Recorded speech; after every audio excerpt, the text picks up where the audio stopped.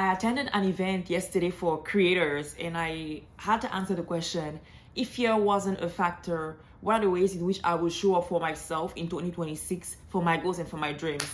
So I answered that question, and I'll actually post that clip sometime this week on Instagram. But it got me thinking about the ways I showed up for myself in 2025, and that made a difference for me because I decided to operate even when I was afraid. And I'm sharing these tips with you because I feel like a lot of times we let fear have the better part of ourselves, and because we are afraid of either putting ourselves out there, we actually don't do what we want to do, and we don't end up achieving our goals. So here's the first thing that I will do. The first thing that I will do is I will show up as I'm already winning.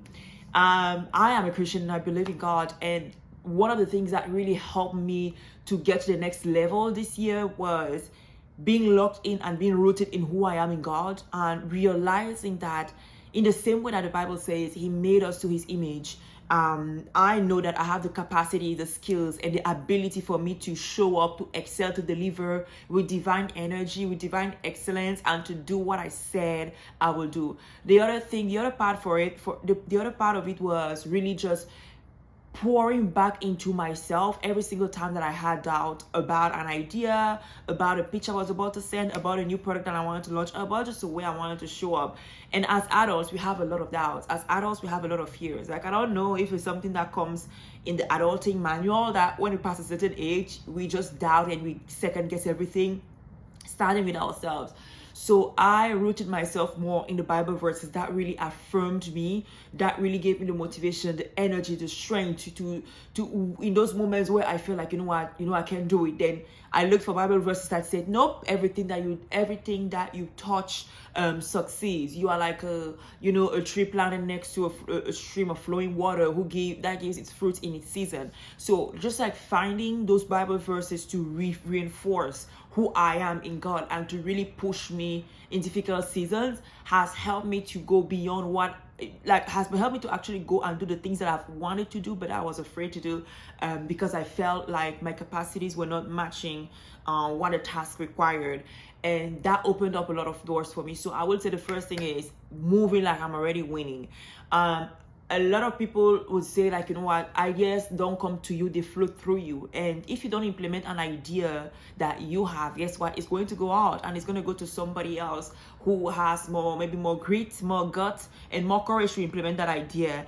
And you're going to go back and be like, you know what, I thought about this too, but yeah, did you do it though? Thinking about something and doing something about it are two different things.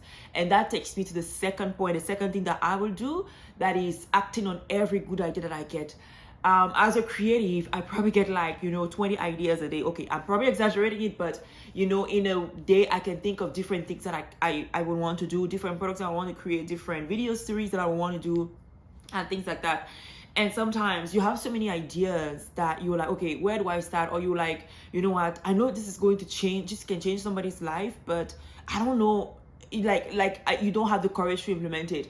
But sometimes it's like, sometimes you actually have to go through an idea, see it through, take the first steps for you to know whether or not it's going to work. But the majority of time, what we do is that we have the idea and we just decide that it's not going to work, and we never just let it see the light of day. And then so the next idea comes and it's the same cycle. So what I will do would be acting on every good idea that I have, at least giving a shelf time. Like, let's say if within a week, right, I'm not seeing through this idea, or I'm not getting the steps that I need for me to be able to move this idea forward, then I can switch to something else.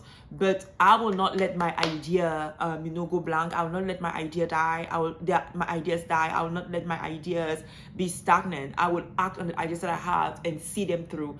And that is one thing that I feel I did more this year, but I could have done more, and I'm looking forward to doing more of that in 2026. What's the worst case scenario, right? It doesn't work, and then I can readjust my strategy, reframe how I approach it. Best case scenario is it works and it gives me what I want. So I will definitely work through, implement every idea that I have. And then the third thing that I will do to achieve my dreams, if fear wasn't a failure, would be to be okay seeing trying.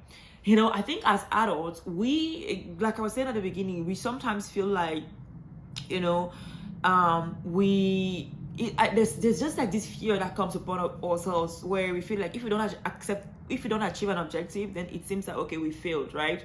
And I think a lot of that prevents us from even trying in the first place. But if you don't try, if you don't put yourself out there, if you don't like take the chance on you, on your ideas, on what you believe in, or even what you want to do, on what you want to have, where you want to be, where you want to go, you know, you are not going to move forward. And so I would be more okay with the idea of being seen trying, even if I end up not getting the result that I want, even if it ends up seeming like I'm failing. Because at the end of the day, the more you try, the more you fail, the more you adjust, the more you correct. That's how you actually fine-tune what you have to offer, and you get better and you get closer to success. I think a lot of people who judge those who try are afraid of trying themselves, or have just already given up on the idea of trying, and they just accepted that, you know what, they're going to be comfortable in whatever situation they are in, and they are like, you know what, this is not going to be for me. But if fear wasn't a factor, I would be okay seeing be seen trying, because trying means that I am trying to create, I am trying to improve a situation, and I'm trying to get better. And I think as long as you commit to that process, you know, you are going to get closer to your goal.